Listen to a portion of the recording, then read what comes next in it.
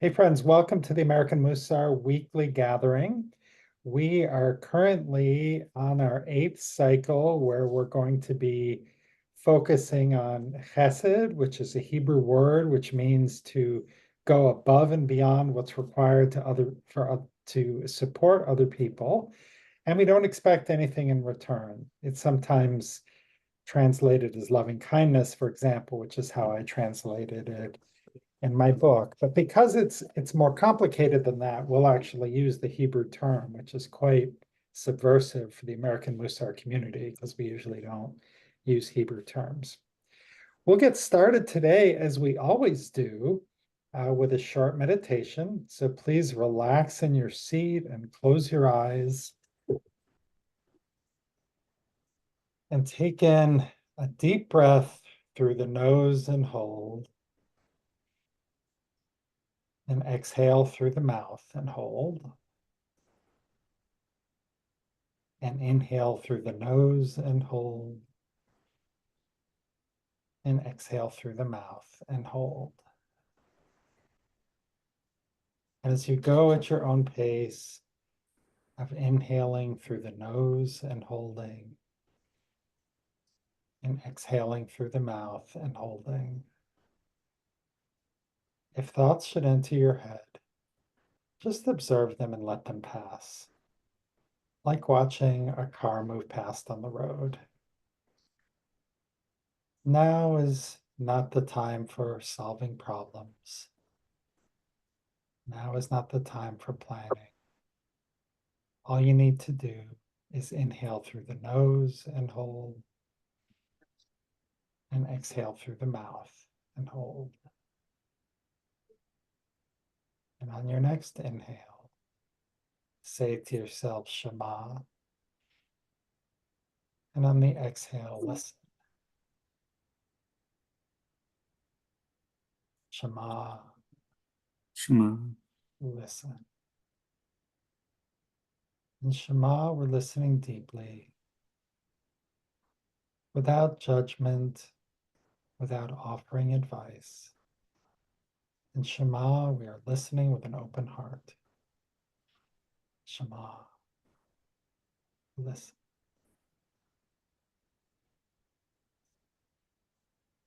And when you're ready, you may open your eyes.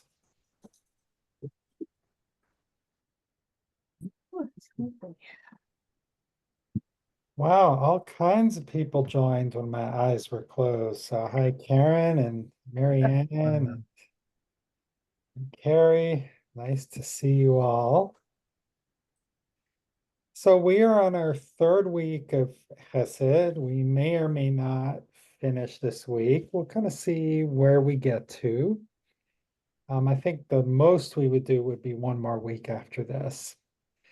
So to get started, I'm also going to I'm going to try to go to breakout groups on the early side today because we've been a little squeezed the last few times. But I want to kind of jump right into a couple of longer quotes, longer than we usually get started with during our warm up. These are from Maimonides, who is just an incredible genius, one of the greatest rabbis and philosophers and teachers, very influential on the development of Jewish laws, also very, very influential in the Mussar literature. So could someone please unmute and read this first bullet from the laws of mourning?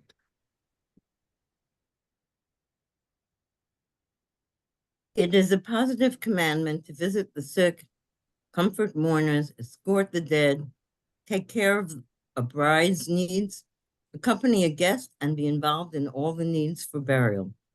These are acts of chesed that one does with one's body, and they have no fixed measure.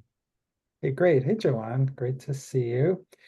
Okay, so thank you. So let's start to unpack this a little bit. I'm going to leave the this up because it is a bit of a longer text. So he is writing this as a law code. So these are things that are required. So what are you noticing? What are these things that are required and should they be?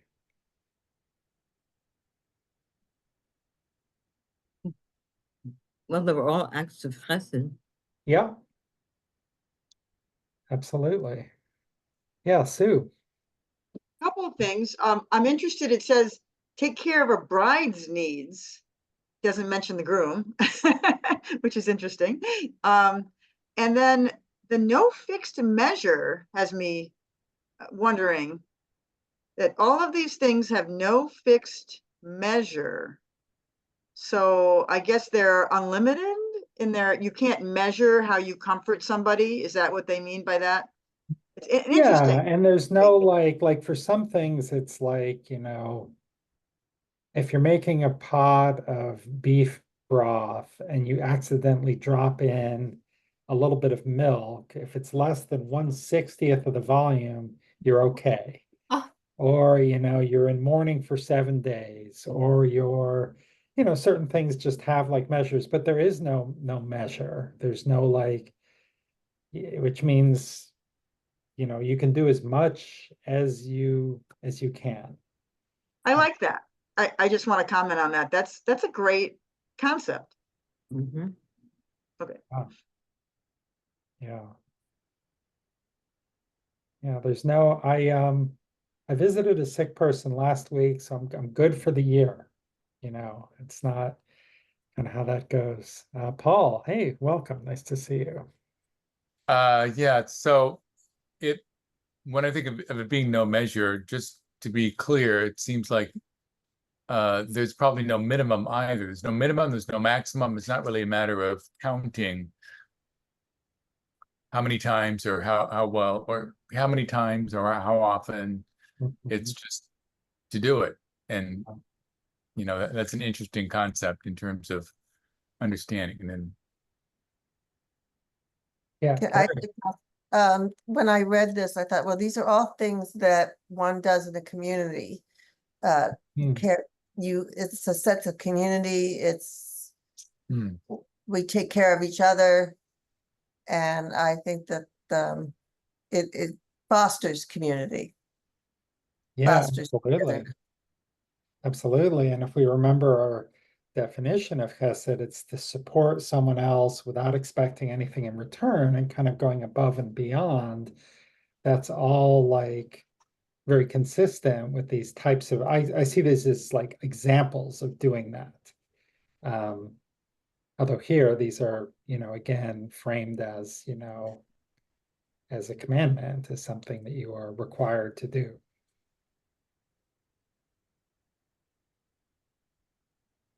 So do you think it should be required to visit someone who's sick, who you're not a big fan of, someone who you don't get along with? Should you go visit them when they're in the hospital?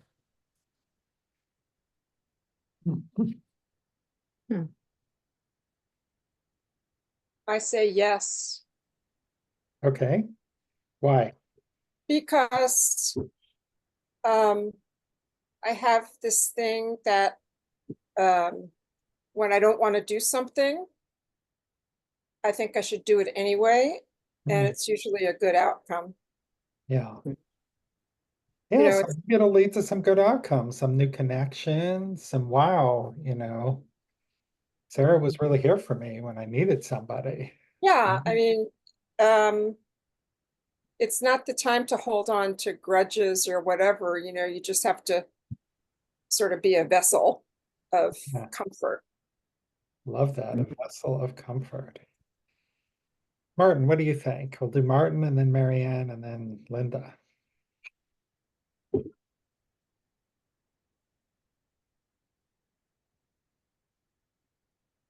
Martin, you're still muted if you're talking.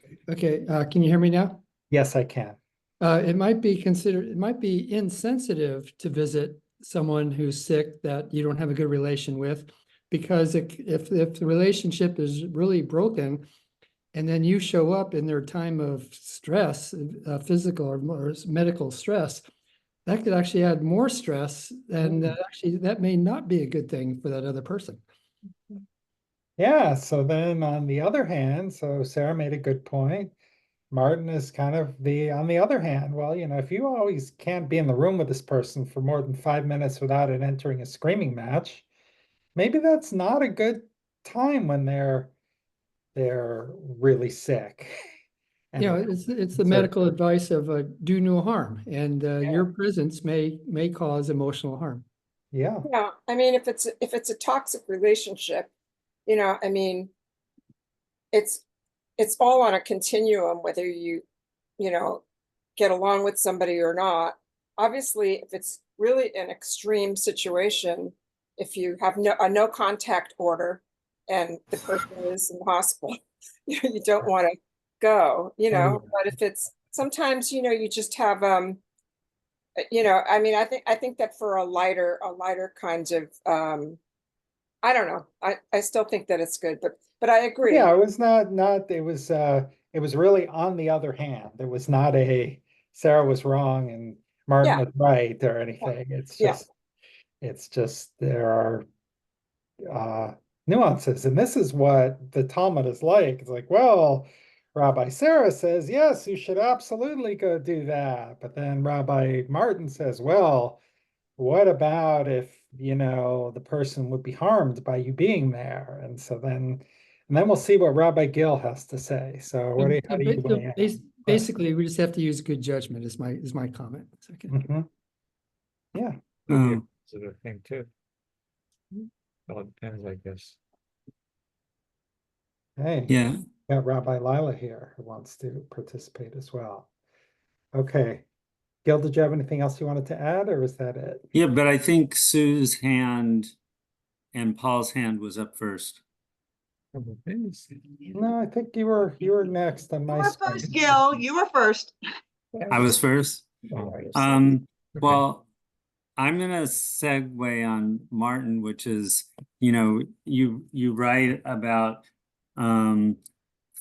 visiting the young person in your book who had a heart attack, and they appreciated it and they didn't realize how important it was until they were sick.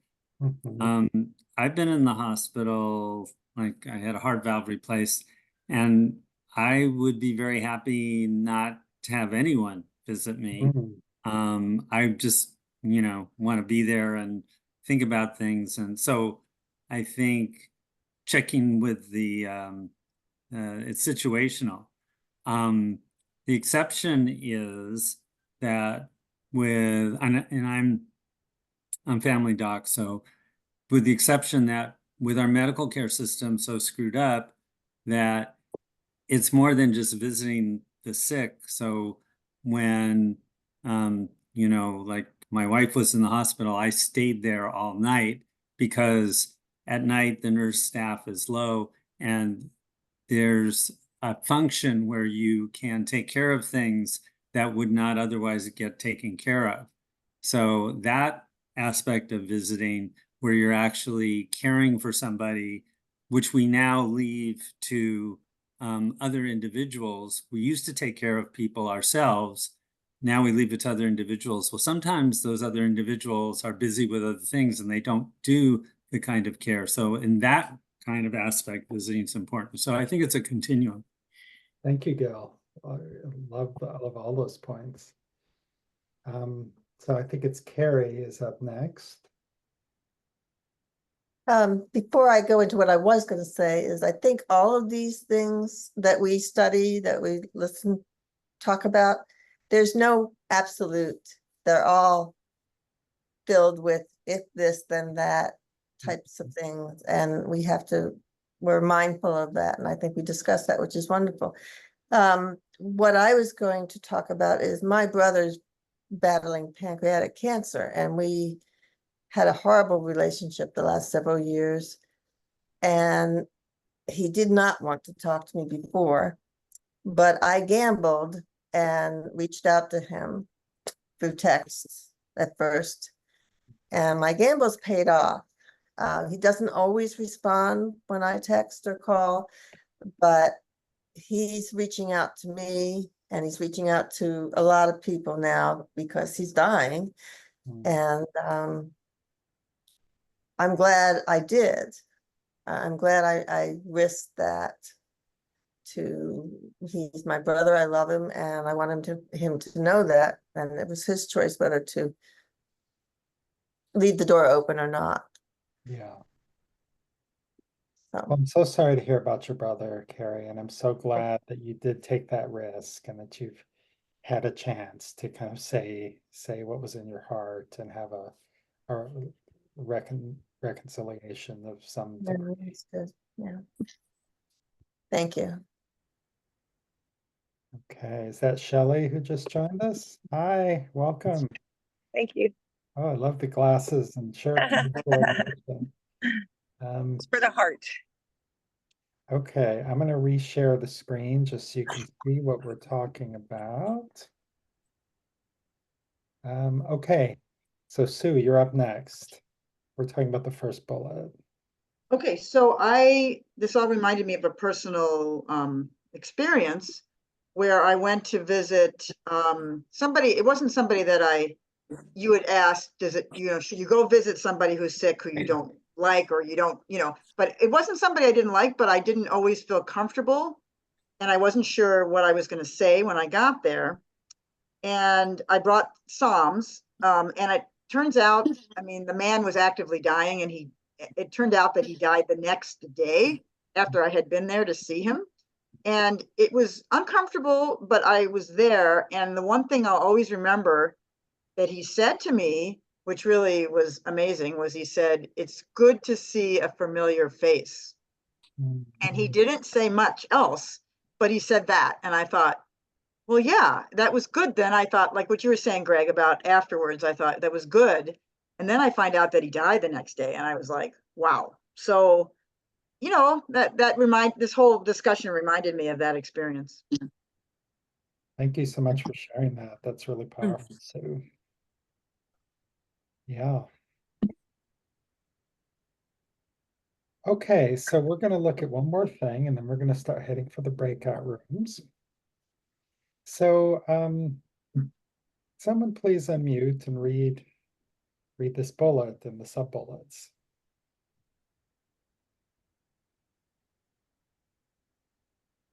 I'll read. Thank you. Okay, should I read? Yeah. Okay. The Talmud lists 4 ways to emulate the divine and practice chesed: visiting the sick, clothing the naked, comforting the bereaved, and burying the dead. Thank you. So each of these, the Talmud is much more elaborate. This is kind of a summary, and it's somewhat similar to the prior list, although the prior list added taking care of the bride, which we weren't quite sure what that meant. Something I could investigate. And it would say, but each of these are things that God does in the Torah. So God visits Abraham after his circumcision. God clothes Adam and Eve, and we had talked about this. God, when Isaac was mourning the death of his mother Sarah, God comforts him, by bringing him a wife. And there's burying the dead, which God buries Moses at the very end of the Torah. So we can, and each time says, and just as God buries the dead, we should bury the dead, just as God comforts the bereaved, etc. So kind of given, this second sort of look at this list, I'm curious what stands out for you. Yeah, Joanne. Actually, I'm going to go back to the previous list. Okay. Because in one of my Sidurim, it says dowering the bride. So like a poor bride might not have a dowry or maybe she couldn't even afford a nice dress for the occasion, things like that. Yeah. So I think that's what that means. Sorry, I'm having my daughter use my chair and it's all the wrong height. Uh, Thank you, Joanne. That makes a lot of sense. Yeah, everyone should have like a nice dignified wedding.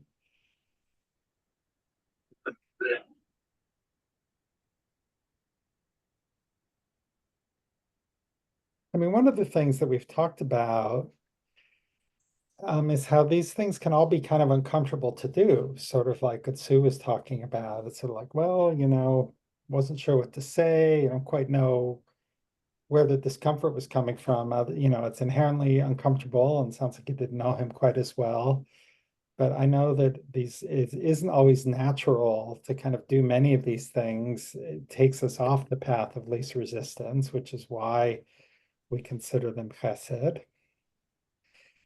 And so maybe using this list as inspiration, we'll then head into getting ready for our discussion group. So one thing that was on the list, and most of you probably at least saw the email that I sent out today about a rabbi who I know, and after his mother died, he asked the congregation to start coming and just created a special afternoon service so he could say Kaddish for his mother every day during Shloshim, which is the 30 days after burial. And people just showed up. People just started coming out of the woodwork. And it was so meaningful to him. So in the breakout groups, start talking about what does it mean for you to comfort a mourner? How how big a priority is it? And not in theory, but like in your actions. Do you always send the card or a text? How well do you have to know someone for you to say, okay, I'm going to take time off of work and go to the funeral? And maybe what holds you back from comforting mourners? So we got some nice juicy stuff to talk about here. I will copy this into the chat. And we want this to be sort of a safe space. It's all confidential. Don't share what your when we come back, please don't share what your partner shares.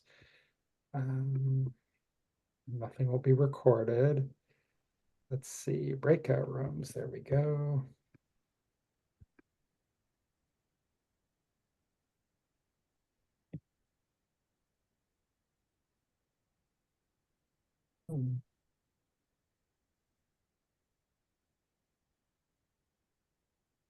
Okay, the rooms are open.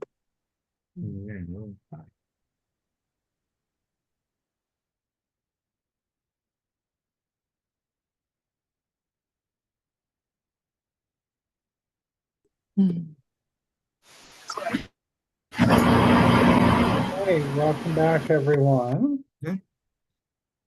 So first, I'm curious, like, what are some of the things that, any insights you had about yourself? What are some of the things that hold you back from comforting mourners? What are the things that you kind of make your highest priority to do? Discuss, if you wish. Yeah, Joanne. Yeah, so I was just saying that I usually do pay a shiva call. These days it depends if I'm, within walking distance or I can get a ride. But I did go to one recently with the rabbi, my rabbi. And so that was fine. And they went, I knew these people by sight. They used to come all the time. The husband passed away. And the wife was very happy that we came. And the sisterhood also always provides a meal. So one of the people who was there, who usually does that, talked to one of the daughters to find out what they might like, and she ordered something for them. And and I sent cards. I didn't discuss this, but I think I've mentioned that when a very good friend of mine died, her husband was so discombobulated that he didn't let me and a bunch of other people know when the funeral was, and I could have easily gone and wanted to go, because it was meaningful to me. She was a good friend. Yeah. And then they had a Zoom, so I went on the Zoom.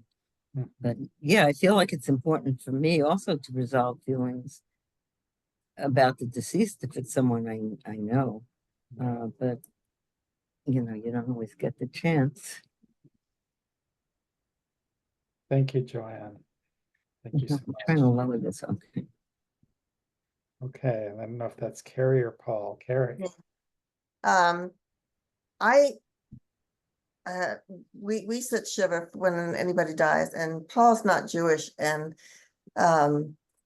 has a totally different upbringing about death, and it's been a real eye opener for me to see how other, well, and it's not a religious thing there. His family's just kind of weird about death, and they deny it.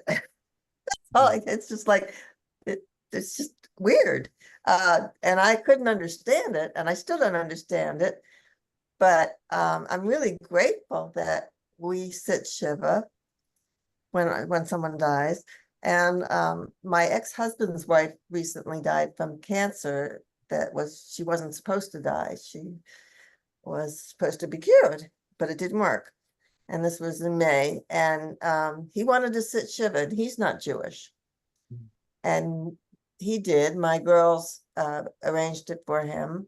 And we're a very tight, extended family. So it was very moving, because the people that came, I'd say 99% of them weren't Jewish, but it was a new experience for them to bring food and comfort my ex George and share stories. And he had a memory album, an album open so that people could write things about her that they remembered and wanted to be remembered. So it was I'm learning how other people deal with death, even other Jewish families, how they deal with death. And it's I'm really grateful for what we do, my upbringing and the Shiva and everything that it means. So I don't have a problem doing that. As long as I know the person, I'm fine with that. Thank you, Carrie. And yeah, a couple of really powerful points there. One about feeling a comfort with the Jewish customs, and those really provide a framework which is helpful for you. And also recognizing that like grief is different for everyone, and habits and ways of dealing with it are different for different people, different families, different cultures. So it's can get very complicated. And, if I just thinking about this, but just putting the two together, maybe that's why it's helpful to have, these Jewish customs, because people, as Joanne said, people are so discombobulated. It is so devastating. It is so confusion is a typical reaction to grief. So at least knowing what you're supposed to do, going to other Shiva calls can sort of help maybe when it's time to approach that for someone close to you. Sue, and then Shelley. So we in our group talked about that one of your questions, what holds you back from comforting, is, well, generally we go when we know the person. So, or we feel comfortable, or we feel that going will comfort, we know the people that are still alive, and that will comfort them. So thinking about who to go see during a Shiva, it's the ones that we feel that we know, or that they would feel comforted. And the other thing I mentioned was that your email, Greg, that I read today talked about, and you might want to summarize it for people who didn't read it, but the rabbi's mother, and you mentioned about how difficult it is to lose your parents, and I started crying because I have a 95-year-old dad and a 97-year-old mother who are in okay shape. My mom had a terrible thing happen to her, but they're 97 and 95, and I'm an only child. So I just was reading that, thinking about, I don't know what it's like to lose a parent, and you were saying in there how difficult it is, and how wonderful it was that the whole community comes out to the rabbi, and the rabbi had comforted everyone else, and here are the people comforting the rabbi. And I just thought that was beautiful. And it made me think of my own situation of my own parents. So Yeah. we talked about that too. Yeah. Well, thank you for sharing, Sue. And I remember when your mom had the big scare and there were a lot of questions, and you weren't here for a number of weeks and would come in and update us. I'm so glad things have reached the place of stability. But yeah, it's scary, thinking about about that. And yeah, and it's like, it's so wonderful that like everyone's doing that for the rabbi. And, what about the rest of us? He's a public figure and he's done a lot for people, but, I hope we could all find a way to do a bit more, or at least I can try to be inspired to do a little bit more for people, open the notch up one higher. Well, if I would go in this case, maybe I'll try to go in this case, and give that extra level of comfort. Shelley. So, I've had a lot of thoughts go through my head as I've listened to the comments and stuff, and having had somebody recently leave, coming to the realization, that death is part of life, and we're all every day dying. But I recognize that it's to reach out to those people before they die. And to when somebody is in mourning and you are there to help that person, to have a little less maybe guilt, because I think that's where a lot of mourning comes from. We tend to beat ourselves up because, oh, I didn't call the person, and I've been in that same situation myself. But then recognizing, well, the people that have passed, I can talk to them anytime I want to now, because they're in my heart and I can hear them all the time, their laughters and everything. But we were talking about sending cards and stuff, and how cards can make such a difference to people, and and even just writing words down to people are such a brilliant way to handle with grief. And it's funny because even the other day I was kind of thinking to myself, it's unfortunate that we're not able to be at our own passing, to hear all the words that people are saying about us. And I thought, wouldn't that be a great thing if we all could have just a celebration of life for ourselves, and invite all our friends and just to support one another. What a way to give love to people. So. Yeah, it's fine. Thank you so much, Shelley. It's funny you mentioned that. The last funeral I officiated, they had kind of done that. Like they had a celebration of life. He was on hospice, but 2 weeks before he died, they had like a big gathering, and he sort of rallied kind of for the 5 hours of the gathering, and people came and could tell him what they meant to him. And it sounded so beautiful that it worked out that way. And I couldn't help but think of the book Tom Sawyer, where he went to his own funeral as well. Thought he was dead, but Nancy, did I see your hand before, or were you just scratching your ear? Actually, thank you for noticing, but I was just scratching my head. But I do okay. have an announcement that I don't want this recorded. So I do have some news. So any of you who have been here for a while, I would love for you to stay because you will have known this person. Okay. Thank you. Martin, you are up next. Yeah, Michael Krasny on NPR, he had a comment. He says, why don't we have an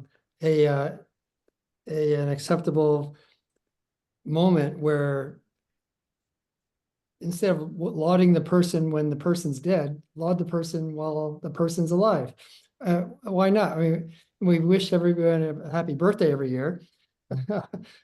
So why not wish someone a life celebration rather than a birthday? Anyway, it's not an unusual question. Well, why not? Why did we wait until the person's dead?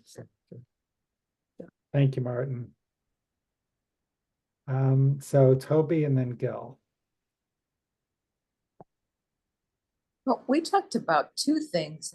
One was that even if you don't know someone well, if you've only, if you've met them, if you actually know who they are, it's a showing of respect, not only for the deceased person, but for their family and for what their family is going through. But my partner came up with this great, it's just perfect. It's part of being a mensch. Mm-hmm. And I just thought that was so appropriate. So yeah. Glad to share that. Anyway, thank you. Thank you, Toby.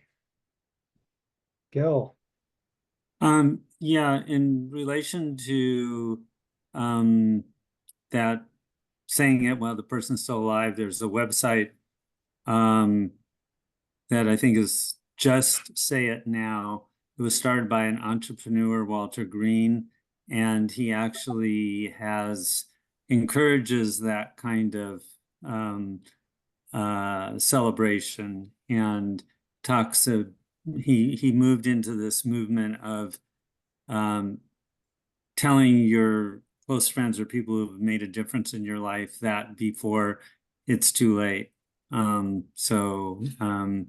Yeah, so I mean, you can Google Walter Green, Just Say It Now, and he has a TED Talk and a whole bunch of stuff there.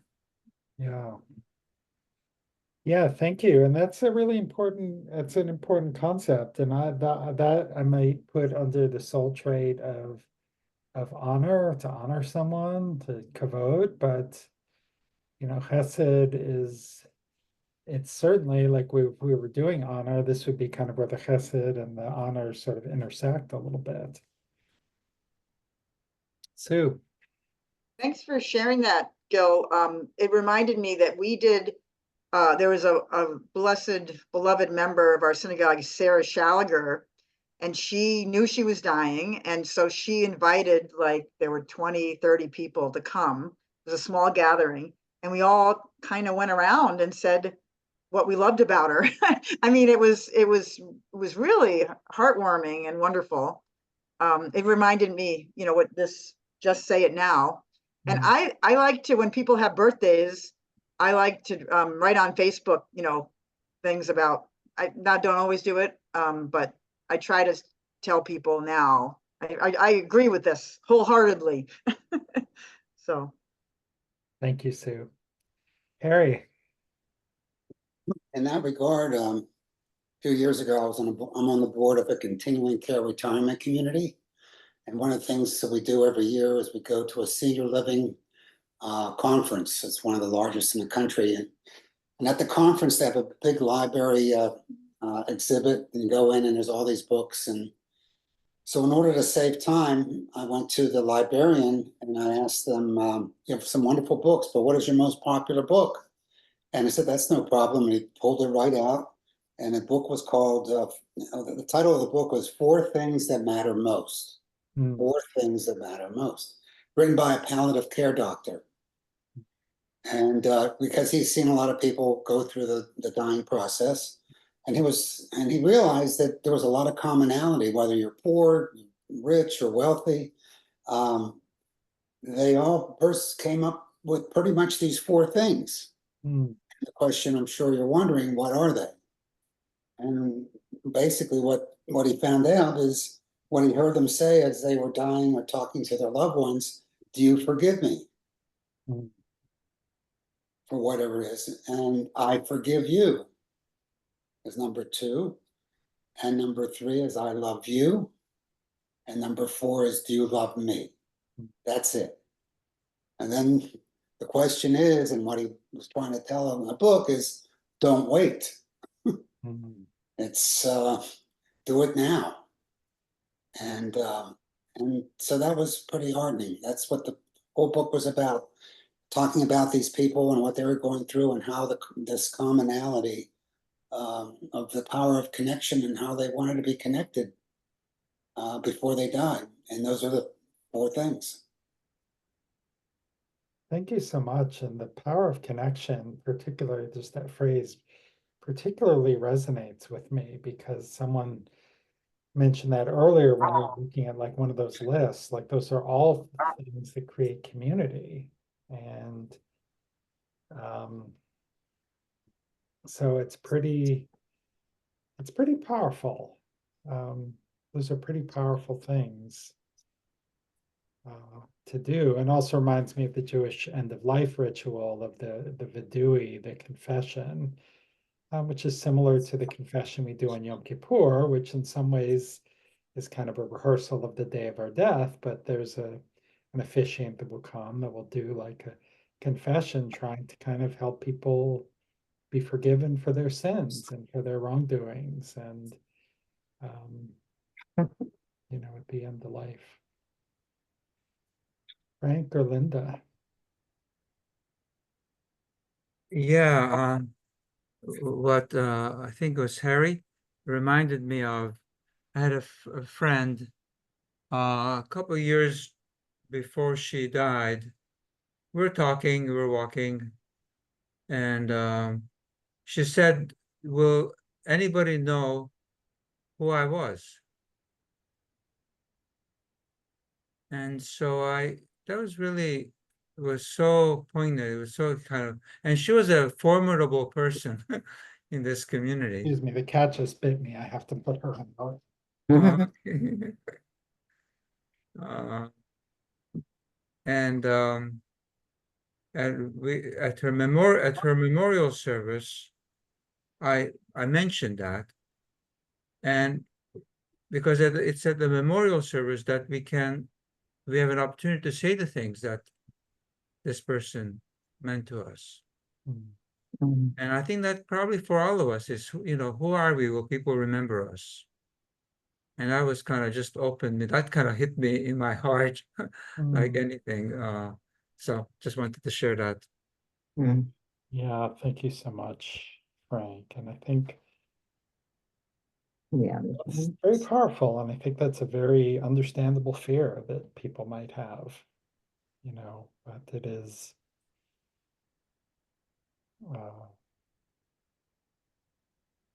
I could say more on that, but I won't for now. We'll hear from Joanne. Yeah, I guess, I've gone to so many funerals and people were saying what a wonderful person this was, and they did this and they did that, and they would this and that. And I always thought, what are they going to say about me? And but the other thing, my sister wrote her own obituary, and when I finally read it, she didn't even put in that she had been in the Army JAG Corps. She was a lawyer for the Army in Korea. And I wondered about that, But when my son got engaged and I was diagnosed with pancreatic cancer in I guess it was 2021. I forget if it was 21 or 22. Anyway, I said, you better get married right away because I want to dance at your wedding. So it was kind of like that feeling of a celebration and a different celebration for myself. And I gave something to the bride's parents, they were like from my step grandfather, who was Italian, like her father, and to her mother. And it was a wonderful, wonderful event. And then, thank God, I'm continuing, so I'm hoping I'll get to see a grandchild. But I'm also reading a book called Crying in H Mart, which is a very good book. And I could look up the author's name. I have it in my bedroom, but it's, about this woman and her relationship with her Korean mother. Her father's American, her mother's Korean. And, her mourning process, which goes on for quite a while, but she also did have a wedding while her mother was still in good enough shape to be there and be supportive and help her make, pick details out. And I really related to that. That's all. Thank you, Joanne. You're welcome. Well, I think we are sort of coming to the end of our time. Yes, Nancy. So again, if you could stay on after, I want to tell you something, and anybody who's been here, especially since the beginning, you will remember this person. So I would love for you to stay. Okay, well, we'll thank you, Nancy. We'll do our closing meditation now so that we have a little bit of time for that. So we'll do the meditation and then we'll stop the recording and then we'll hear from Nancy.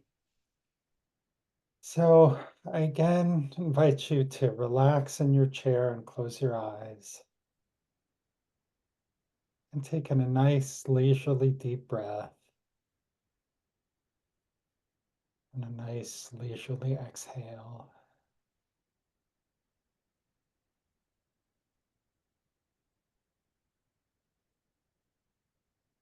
says in the Psalms that the world was built on chesed.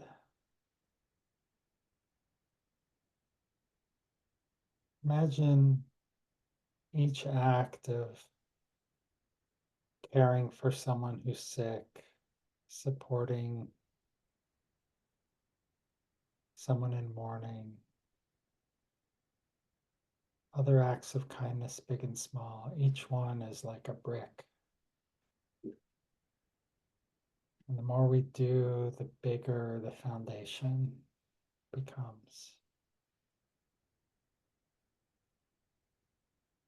Imagine just more acts and more bricks.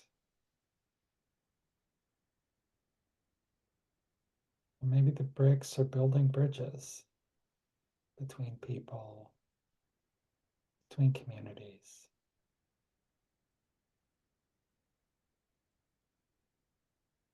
And people walk back and forth on those bridges, which makes it easier and easier to keep supporting one another.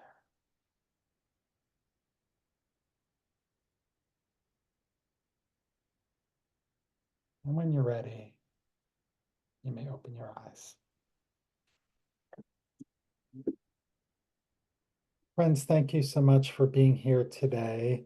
If you have lasted all the way to the end of the recording on YouTube, please hit like and subscribe. I don't know how many of you make it this far, but if you do, please do that so the YouTube engines will kind of put this video in front of other people. We'll see you next week.